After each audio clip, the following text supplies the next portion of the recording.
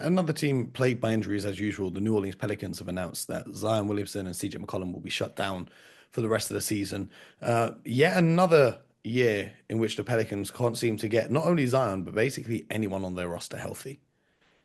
I read Shaquille O'Neal's book where he spoke about how being in Phoenix was amazing for him because they had the best medical staff at the time and they managed to get him healthy and get him playing. Do you think that this is an issue with kind of the Pelicans medical staff without being No, inside the no. building because they I'm can't past get that too. anyone healthy in New Orleans. Yeah, Whether it's I'm past CJ, that. whether it's Zion, when Brandon Ingram was there, Herb Jones, Trey Murphy, Jose Alvarado, I could literally name the entire roster. There was a point in this season where they were just playing guys who weren't even in the NBA. They were signing guys to 10-day contracts just to have enough bodies to put on the court. So every team struggles with injuries, but New Orleans is by far and away the worst when it comes to luck I mean, or just think about this. Well, just think about this. We live in the age of information. We have everything that you could possibly imagine available to us just via Google, YouTube, and other access to information. Okay. There's no excuse for you today in today's world to say something like, when I got here, they had the best, whatever. You have access to the entire world at your fingertips. Okay. If something is important to you, like being healthy, you'll figure it out. Okay. That's called discipline. It's I've so done are my you job. you saying all the players on the Pelicans roster are undisciplined players? No, you said that. No, no, I no. what You I'm said if saying, health's what important to you, you'll figure it out. That's called discipline. I said, well, if none of the guys on this team are healthy, are they all undisciplined? okay, when you come into this league, we have an issue now in professional sports. Unlike years past, the young people today are coming into the league and we're saying develop. They're going to be. We started off the conversation here with people like Rishashar. Is that it? Is that how you pronounce his Ricochet. name? Ricochet. We started off with people like Stefan Castle, who they're going to be. We are in we are in an age now in the NBA where people literally have jobs in the NBA and their job is to develop today's players. When we go to summer league, what is that about? Tomorrow. It's not about today, it's about tomorrow. We're going into the draft, and then you're going to start telling me who these players are going to be tomorrow. Then we're going to go look at the team. This is the youngest team in the league, so that means they're not going to be good today, but they're going to be good tomorrow. So we've put a high priority on development of players in today's NBA. The reason I'm saying that is, why would I expect today's players to come into this league and be a professional on day one or day two, even their first 2 or 3 years? Why? Because it's a new era. So today's NBA has to take on the responsibility of what's needed to be the very best version of themselves. That's where we're at. I'm not going to sit here and start complaining and saying how it used to be. This is where we're at. Look at this. Look at the coaching staffs that we have today. Some of these staffs are well over 20 coaches. Okay. Some of them are over 20 coaches. And when you see this, you say, okay, we're in a different space. So let's deal with that. Now, I am at a space now where I'm just going to say, okay, if that's where I'm at, then I'm going to deal with that. I'm going to deal with it. I'm not going to complain about it. I'm not going to say how it used to be or what I want it to be. Today's players are not as experienced as the players were 10, 15, 20 years ago when they came into the league, because the kids went to college for 2, 3, some of them 4 years, some of them 5 years.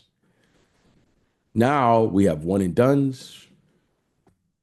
We have, and those traditionally are the best players at the top of the draft.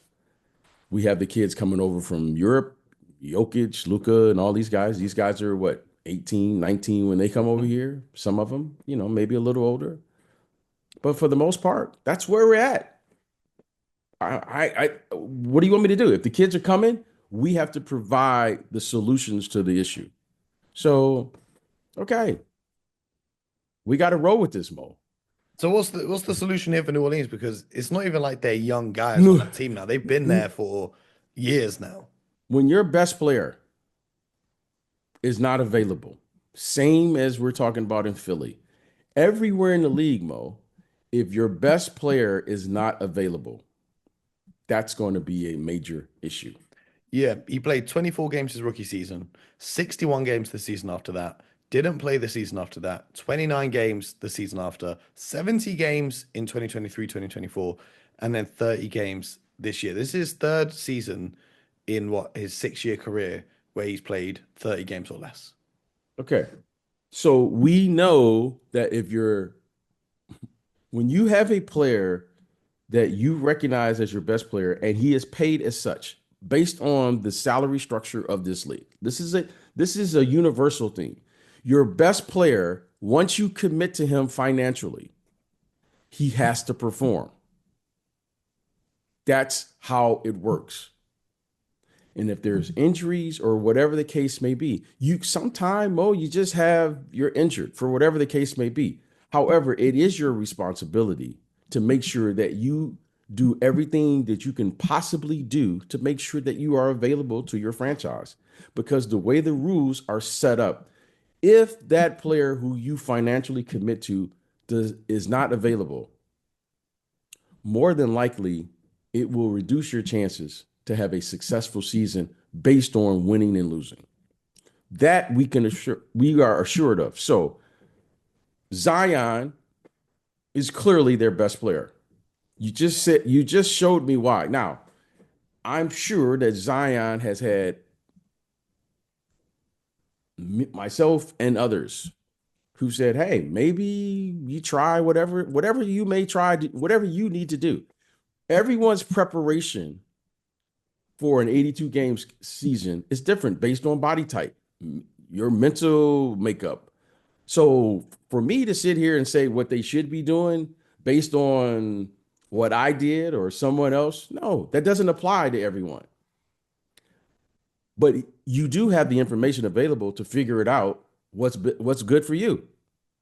With Zion's body type, he only would know what it is. That's why he's a professional athlete.